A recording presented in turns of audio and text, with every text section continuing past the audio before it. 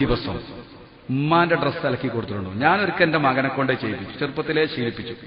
ഞാൻ ഉമ്മാനെ കൊണ്ട് വസ്ത്രം അലപ്പിക്കാൻ പാടില്ല, അത് അറുപുകേടാണ്. നിന്റെ ഡ്രസ്സ് നീ അലക്ക, നീ ക്രിക്കറ്റ് കളിക്കാൻ പോകണു, ഓടുന്നു, ഇതൊക്കെ ചെയ്യുന്ന എനക്കെന്താ 4 കുപ്പായാൾക്ക് അത്ര പ്രയാസം? അപ്പൊ എന്നോട് ആ പക്ഷെ ഞാൻ അലക്കിക്കോളാം.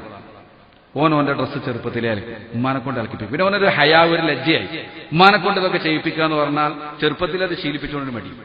ഒരു ദിവസം ഭാര്യന്റെ കുറെ ഡ്രസ്സ് അലക്കാണ്ടായി. അവള് റമദാൻ അടുത്ത് വരുമ്പോൾ നമ്മളോട് ഒരു ക്ലീൻ ചെയ്യൽ, ജനവാതിലും വാതിലൊക്കെ അടക്കി തോത്തുമ്പോ ഇവളിങ്ങനെ അടക്ക് പറഞ്ഞ് കുറെ അലക്കാനുണ്ട് എന്നൊക്കെ കല്ലുമ്പന്ന് അലക്കണം. അപ്പൊ ഞാൻ മകനോട് പറഞ്ഞടാ, ഉമ്മാക്ക് ഒരുപാട് തുടക്കാനും തോർത്താനും ഉണ്ട്, ഒരു കാര്യം ചെയ്യാം, ഈ ഡ്രസ്സ് നമുക്ക് ഉണ്ടാക്കൂടി അലക്കുക, അലക്കട പണി നമുക്ക് ചെയ്യാം, ഉമ്മ തുടക്കട്ടെ. എലിപ്പം പറഞ്ഞാൽ വേണ്ടപ്പ കൂടണ്ട, ഞാൻ അലക്കിക്കൊള്ളാറ്. ഓൻ കൊണ്ടേ അലക്കി ഭാര്യന്റെ ഡ്രസ്സെല്ലാം അലക്കിയിട്ട് എല്ലാം അലക്കി. അങ്ങനെ ഭാര്യ തുടക്കലും തേക്കലെല്ലാം കഴിഞ്ഞ് വന്ന് പിന്നെ പറഞ്ഞു, ഇനി കുറെ അലക്കാണ്ട്, വേഗം ഭക്ഷണം കഴിച്ചിട്ട് അലക്കൽ തുടങ്ങട്ടെ. ഞാൻ പറഞ്ഞ അലക്കലൊക്കെ കഴിഞ്ഞു, നിങ്ങൾക്ക് എന്ത് പറഞ്ഞാലും തമാശ, എത്രപാട് അലക്കാണ്ട് ഇനി. ഞാൻ പറഞ്ഞതാ, ഒക്കെ നിന്റെ മകൻ അലക്കിയിട്ടിരിക്കുന്നു. അപ്പൊ ഇവള് കരയാ, സങ്കടം കൊണ്ട് പറയുമ്പോ ഈ മകനെ പോറ്റാൻ വേണ്ടി ഉമ്മ എത്ര കഷ്ടപ്പെട്ടു. ഉമ്മാന്റെ ഡ്രസ്സ് ഒരു വട്ടം അലക്കിയപ്പോ ഉമ്മാക്ക് സഹിക്കുന്നില്ല. ഓള് കണ്ണിൽ വെള്ളം നിറച്ചു. എന്റെ കുട്ടി ഇതെല്ലാം അലക്കിയോ? ഓനാ മൂത്ത കുട്ടി, മറ്റേ ചെറിയ പെൺകുട്ടികളെ. അവ കരഞ്ഞപ്പോ മോനെ വിളിച്ചാൻ, ഉമ്മന്തിനാ കരീണാറെ എനിക്ക് എന്തേ? ഞാൻ പറഞ്ഞു, ഒരു വട്ടം നീ ഉമ്മാന്റെ ഡ്രസ്സ് അലക്കിയപ്പോ ഉമ്മാക്ക് സങ്കടം, എന്റെ കുട്ടീന്റെ ഡ്രസ്സ് അലക്കിയല്ലോ, അതിന് ഉമ്മ കണ്ണീരൊഴിക്കുക. എടാ, ഈ സ്നേഹത്തിന് പകരം കൊടുക്കാൻ എന്താ ഉള്ളത്? ഈ സ്നേഹത്തിന് പകരം കൊടുക്കാൻ നിങ്ങളെ കയ്യിൽ എന്തുണ്ട്? ഒരുപാട് കാലം നിന്റെ ഡ്രസ്സ് അലക്കി നിന്നെ പോറ്റി നിനക്ക് വേണ്ടി ഒരുപാട് കഷ്ടപ്പെട്ട ഉമ്മ, ഒരു പ്രാവശ്യം നീ ഉമ്മാന്റെ ഡ്രസ്സൊന്ന് അലക്കിയപ്പോ ഉമ്മാന്റെ മനസ്സ് കണ്ടു. ഈ ഉമ്മാന്റെ മനസ്സ് ഒരു കാലത്തും വേദനിപ്പിക്കരുത്. ഇപ്പൊ ഉമ്മാന്റെ കണ്ണീര് നീ ഒരു വട്ടം ഡ്രസ്സ് അലക്കിയത് കൊണ്ട് അവരിത് പ്രചോദനം. പിന്നെ അലക്കാൻ പോകുമ്പോ ഏതെങ്കിലുമൊക്കെ ഉമ്മാന്റെ ഉണ്ടെങ്കിലും അവനങ്ങ് അലക്കിയെടുക്കും. അതൊരു ഹിദ്മത്തായി. സത്യത്തിൽ ഉമ്മാന്റെ കാലിന്റെ ചുവട്ടിൽ ആ സ്വർഗം എന്ന് പറഞ്ഞാൽ അത്രയും വലിയ ദർജയിലാണ് ഉമ്മാനെ ഇരുത്തേണ്ടത്, അല്ലേ? അല്ലാതെ ഉമ്മ നമ്മളെ ഡ്രസ്സ് അലക്കേണ്ട ആളല്ല.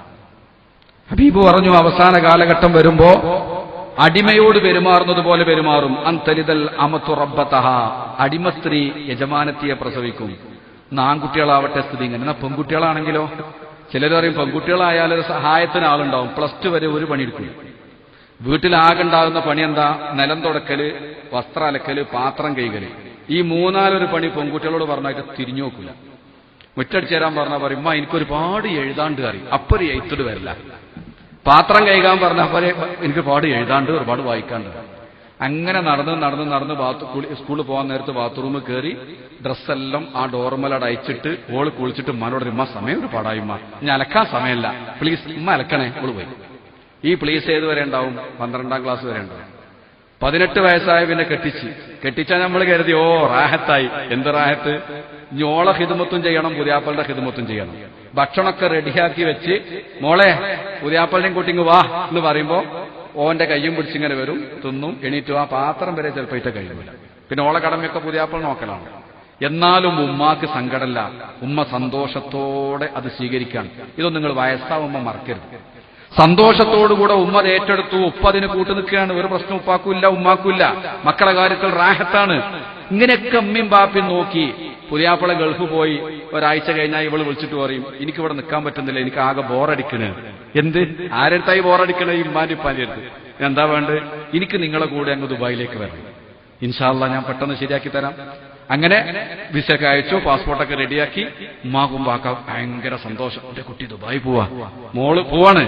എന്താ ഹാപ്പിയർ നിങ്ങൾ മക്കള് ഗൾഫ് പോവാന്ന് പറഞ്ഞാൽ. ഇതാണ് മാതാപിതാക്കളെ സ്നേഹത്തിൽ ലെവലേശം കളങ്കല്ല, ലെവലേശം. അങ്ങനത്തെ മാതാപിതാക്കളപ്പൊ ഈ മൂലക്കെ കിടക്കുന്നത്. കളങ്കമില്ലാത്ത ഈ മാതാപിതാക്കൾ മക്കൾ ഗൾഫ് പോവാന്ന് പറയുമ്പോൾ ഭയങ്കര സന്തോഷമാണ്. യാത്രയൊക്കെ ഉസ്താദിനോട് പറയുന്നത്, മോള് പോവാൻ ദുബായിക്കാ പോണെന്ന് പറയും. പോയാൽ എല്ലാ ഗൾഫാരെ പോലെ പോയതിന്റെ പിറ്റേന്നൊരു ഫോൺ ഉണ്ടാവും, ഞാൻ ഇവിടെ നിൽക്കണില്ല, അങ്ങോട്ട് തന്നെ വരികയാണ്. അത് പറയാത്തൊരു ഗൾഫാരനുണ്ടാവില്ല. നിങ്ങൾ ഓറോട്ടി മീൻകറിന്റെ ടേസ്റ്റ് ഒന്നും ഇവിടെ ശരിയാകുന്നില്ല, അത് പറച്ചിലേ ഉണ്ടാവുള്ളൂ. പിന്നെ ഫോണില്ല. പിന്നെ അവർ മറ്റൊരു ലോകത്തേക്ക് നീങ്ങി. പിന്നെ ഉപ്പാപ്പ ചോദിക്കും, അല്ല മോള് വിളിച്ചിരുന്നോ? എവിടെ വിളിക്കണ്? നിങ്ങളെ വിളിച്ചിരുന്നോ? എവിടെ? വിളില്ല. അധികം. അപ്പൊ ഞാനൊരു രക്ഷിതാവിനെ ഇപ്പോഴത്തെ ആള് ഒരു 2 മാസം മുമ്പ് മരിച്ചു. അയാളോട് ഞാൻ ചോദിച്ചു, നിങ്ങളെ മകന് സുഖം തന്നെയല്ലേ ഗൾഫിൽ എന്ന് ചോദിച്ചു. സുഖാണയക്കും എന്നാണ് എന്നോട്, മലപ്രകാരന സുഖാണയക്കും. അപ്പൊ ആ വർത്തമാനത്തിൽ സുഖമല്ലല്ലോ. ഞാൻ ഒന്നും ചോദിച്ചില്ല. പിന്നെ അയാൾ ഇങ്ങോട്ട് പറഞ്ഞു, 4 കൊല്ലായി ഗൾഫ് പോലെ തുടങ്ങിയിട്ട് ഇതുവരെ എന്നൊരു വട്ടം കൂടി ഫോൺ ചെയ്ത് നോക്കിയില്ല. എന്താണ് ആ സങ്കടം നിറങ്ങൾ? 4 വർഷമായി മകൻ ഗൾഫിലാണ്, ഒന്നതരെ വിളിച്ചിട്ടില്ല. എന്താ കാരണം? ഓന്റെ പെണ്ണുങ്ങൾക്ക് ഇങ്ങനെ വിളിക്കും, വർത്താനം പറയും, ഓളോട് ചോദിക്കുന്നുണ്ടാവും എന്റെ വർത്താനം, ചെന്നതരെ ഓൻ ഫോണിൽ വിളിച്ചിട്ടില്ല. അപ്പൊ ആ പ്രായമുള്ള മനുഷ്യനൊരു ഫോണ് കാത്തിരിക്കുകയാണ് മകന്റെ. കാരണം മക്കൾ എപ്പോഴും ബാപ്പാക്ക് മകനാണ്. പല മക്കൾക്കും അത് മനസ്സിലാകുന്നില്ല. നിങ്ങൾ അവരെ വേദനിപ്പിക്കുമ്പോ അവരോട് അപമര്യാദയായിട്ട് പെരുമാറുമ്പോൾ ഇതിന്റെ ഗൗരവം നമ്മൾ അറിയുന്നില്ല. ഉമ്മാക്ക് എപ്പോഴും നിങ്ങൾ കുട്ടിയാണ്. നിങ്ങൾ വിളിക്കാതിരുന്നാൽ അവരെ മനസ്സ് നോവും, അവർക്ക് സങ്കടം ഉണ്ടാവും. വിളിച്ചില്ല. വേറൊരുത്തനെ കണ്ടു, ഒരു ഗൾഫുകാരൻ. എത്രയായി? 5 കൊല്ലായി ഉസ്താദേ. സുബ്ഹാനല്ലാഹ്, പഹയ 5 കൊല്ലായിട്ട് ഗൾഫിലോ, നാട്ടിൽ പോവാതെ. അപ്പൊ പറഞ്ഞു, അതിന് ഭാര്യ മക്കളൊക്കെ എന്റെ കൂടെ ഉണ്ട് ഉസ്താദേ. ഓഹോ, അത് ശരി, അതാ 5 കൊല്ലോ. അപ്പൊ ഉമ്മയും ബാപ്പയോടെ അത് നാട്ടിലാ. അതാർക്കാ? ഉമ്മാനും ബാപ്പാനും 5 കൊല്ലം ആ മുഖം കണ്ടില്ലെങ്കിൽ ഇവനൊരു കൂസലുമില്ല. ഉമ്മാനെക്കാട്ടി ചൊറുക്കുള്ള ഒരു പെണ്ണിനെ കിട്ടിയപ്പോ, അതാണ് ഈ ഭൗതിക ചിന്ത നമ്മുടെ കൽബിലേക്ക് കയറിയ പിന്നെ അതല്ലേ ഉണ്ടാവും. ഉമ്മാനേക്കാൾ ചൊറുക്കുള്ള പെണ്ണുണ്ടായ പിന്നെ ഉമ്മാനെ കണ്ട ആവശ്യമില്ലല്ലോ. അപ്പൊ 5 കൊല്ലം അതിലപ്പുറം ഗൾഫ് നിൽക്കാൻ പ്രയാസമല്ല, ഭാര്യ മക്കളും കൂടെ ഉണ്ടെങ്കിൽ. മൻ ഫല്ലല സൗജതഹു വലാ ഉമ്മിഹി ഫഅലൈഹി ലഅനത്തുല്ലാഹ് ലാ യുഖ്ബലു മിൻഹു സർഫുൻ വലാ അദൽ ശഫീഉനാ റസൂലുള്ളാഹ്. മൻ ഫല്ലല സൗജതഹു വലാ ഉമ്മിഹി, ഉമ്മാനേക്കാൾ വല്ലവനും ഭാര്യയ്ക്ക് സ്ഥാനം കൊടുത്താൽ, ഉമ്മയേക്കാൾ ഒരു പദവി ഭാര്യയ്ക്ക് കൊടുത്തു കഴിഞ്ഞാൽ, ഫഅലൈഹി ലഅനത്തുല്ലാഹ്, അവന്റെ മേൽ അല്ലാഹുവിന്റെ ശാപമുണ്ട്.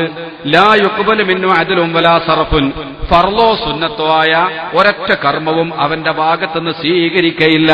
നബിയുനാ റസൂലുള്ളാഹ്.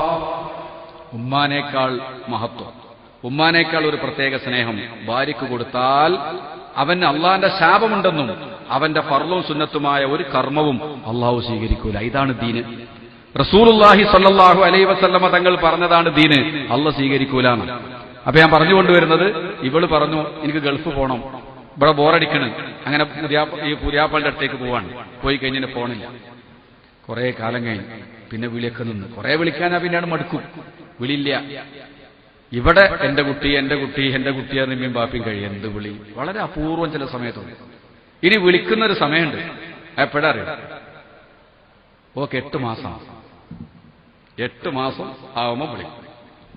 ഇനി നമ്മൾ അടിമപ്പെടിനെ കിട്ടണം. അന്തലിതൽ അമത്തു റബ്ബത്തഹ, അടിമസ്ത്രീ യജമാനത്തിയെ പെറ്റു. അങ്ങനെ തന്നെ അതിന്റെ അർത്ഥം. അന്തലിതൽ അമത്തു, അടിമപ്പെണ്ണ് പ്രസവിക്കലാണ്. റബ്ബത്തഹ, അവളെ യജമാനത്തിയെ. റബ്ബത്ത് യജമാനത്തി, യജമാനത്തിക്ക് ഗർഭായി. നീ ആള് വേണ്ട ഹിദ്മത്തിന്. ഉമ്മാക്ക് ലേശം കൂടി ആരോഗ്യം ബാക്കിയുണ്ട്, എന്നാ അങ്ങോട്ട് കൊണ്ടുപോകാൻ കേൾക്കും. അവിടെയും പരമാവധി ഉമ്മാനെ ഉപയോഗപ്പെടുത്തുക. എല്ലാ മക്കളെ പറ്റിയല്ല, എല്ലാ അമ്മാനെ പറ്റിയല്ല നമ്മൾ ചർച്ച. അങ്ങനെ ചിലരുണ്ട്. എന്നിട്ട് 8ാമത്തെ മാസത്തിൽ ഫോൺ, ഉമ്മ എന്തേ മോളെ, ഉമ്മാക്ക് ദുബായി കാണണ്ടേ? എന്താ മോളെ ഇപ്പൊ അങ്ങനെ ചോദ്യം? ഉമ്മ ഇതുവരെ വിമാനം കയറിയില്ലല്ലോ. എന്താ മോളെ ഇപ്പൊ നീ അങ്ങനെയെല്ലാം പറയുന്നു? ഉമ്മ ബുർജ് ഖലീഫ കണ്ടിട്ടില്ലല്ലോ. അതെന്തെന്നാ സാധനം? ഇതിനെങ്ങനെ ആശ വെപ്പിച്ചു. അപ്പം ഓള് പറയാ, പുതിയാപ്പൾക്ക് നിങ്ങളൊന്ന് അങ്ങോട്ട് കൊണ്ടുപോകാനൊരാഗ്രഹം. ബുർജ് ഖലീഫ ദുബായി കണ്ടാ ലോകം കണ്ടുമ്മ. ദുബായി കാണാത്തോ ലോകം കണ്ടിട്ടില്ല. മോളെന്താ ഇങ്ങനെയല്ല സംസാരിക്കുന്നത്? മോൾ ആകെ മാറിപ്പോയല്ലോ. അല്ല, അടുത്ത വിസ വരുമ്പോ അമ്മ ഇങ്ങോട്ട് വരണം എന്നാണ്. അപ്പൊ എടി നമ്മളെ ഉപ്പേ, അത് കുറച്ചു കാലല്ല അമ്മ. അങ്ങനെ മൂപ്പര് ഇശാസ്കാരം കഴിഞ്ഞ് വന്നപ്പോ ഇവള് പറഞ്ഞു, മോള് വിളിച്ചിരുന്നു. എന്നിട്ട് എന്നെ ദുബായിക്ക് കൊണ്ടുപോയിട്ട് അവർക്ക് ഭയങ്കര സങ്കടം. ഞാൻ ബുർജ് ഖലീഫ കണ്ടില്ല, വിമാനം കയറിയില്ല, ദുബായി കണ്ടില്ല, മോളും മോനും നിൽക്കാൻ വിടുന്നില്ല. നിങ്ങളെ വാശി പറഞ്ഞാല്. ഓഹോ. അപ്പൊ ഇയാൾ ചോദിച്ചു, നീ പോയാല് എനിക്കാരാളത്? ഈ വയസ്സുകാലത്ത് ഒരു കട്ടൻ ചായ കുടിച്ചാൽ റാഹത്താവണമെങ്കിൽ നിന്റെ കൈകൊണ്ട് കിട്ടണം. അങ്ങനെയല്ലേ ശീലായത്.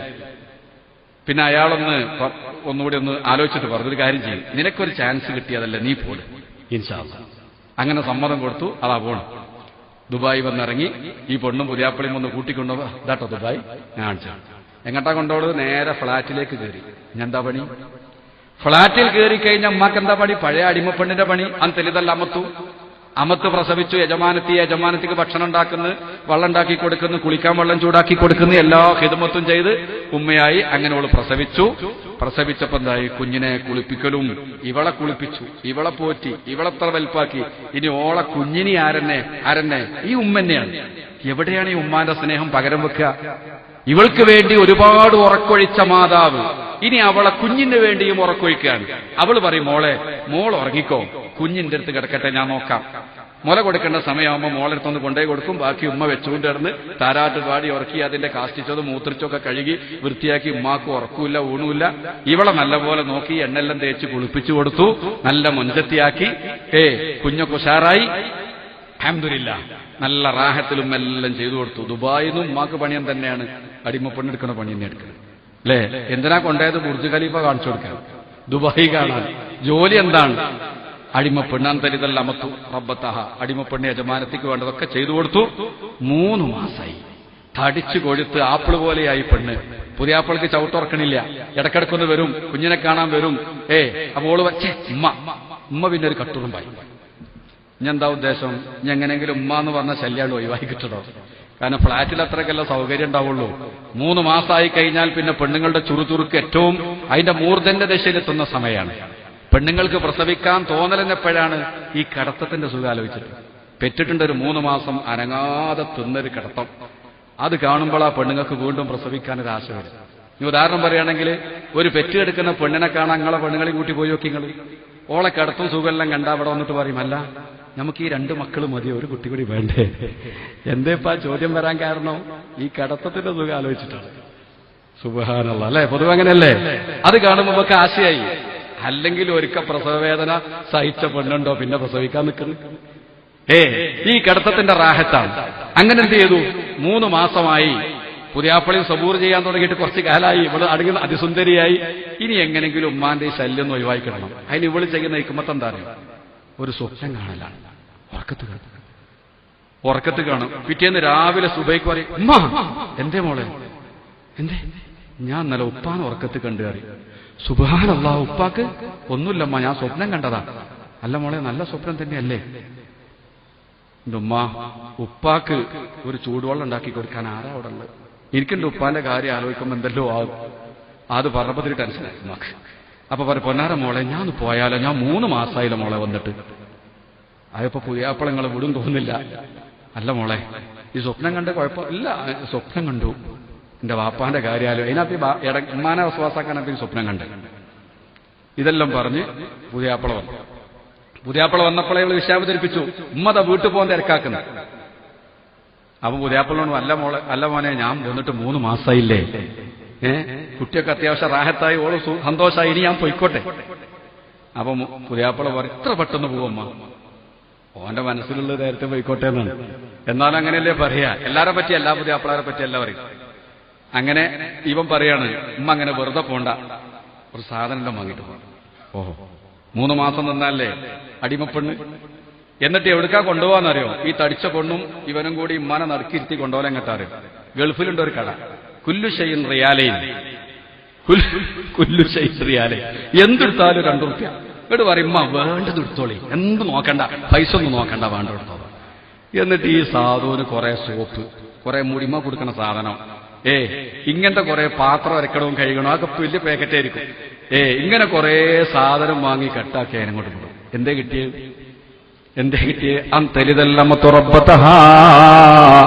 ഒരടിമസ്ത്രീ തന്റെ യജമാനത്തിയെ പ്രസവിക്കലാണ് ഖിയാമത്ത് നാളിന്റെ അടയാളമെന്ന് ശഫീഉനാ റസൂലുള്ളാഹ്.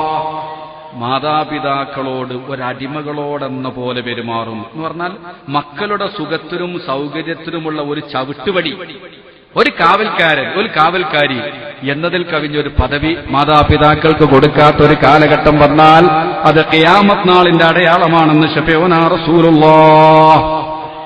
അപ്പൊ ഞാൻ പറഞ്ഞത് ദീന് അതാണ്. ദീന് മാതാപിതാക്കൾ, തലമുതിർന്ന ആളുകൾ, ഉസ്താദുമാര്, അവരോടൊക്കെ വലിയ ആദരവ്, ബഹുമാനം വേണം. അതിലെന്തെങ്കിലും ഒരു കുറവ് വന്നാൽ ആ മനുഷ്യൻ നിസ്കരിച്ചിട്ടോ നോമ്പോറ്റിട്ടോ ഒന്നും കാര്യമില്ല. അതാണ് ദീന്. പണ്ടേ പഠിച്ച ദീൻ അതാണ്, ഇപ്പോഴും അതിന്. മനസ്സിലായില്ലേ? ചിലർക്ക് അങ്ങനെയല്ലല്ലോ. ഓന് പ്രത്യേക ആശയങ്ങൾ തലേ കയറിയ പിന്നെന്ത് വാപ്പ അനങ്ങാതക്ക്, ഉമ്മ അനങ്ങാതക്ക് എന്നൊക്കെ പറയാം. ഇതൊന്നും ദീനല്ല. അള്ളാഹു നമ്മളെ കാക്കട്ടെ. ഇനി മറ്റൊരു കാര്യം,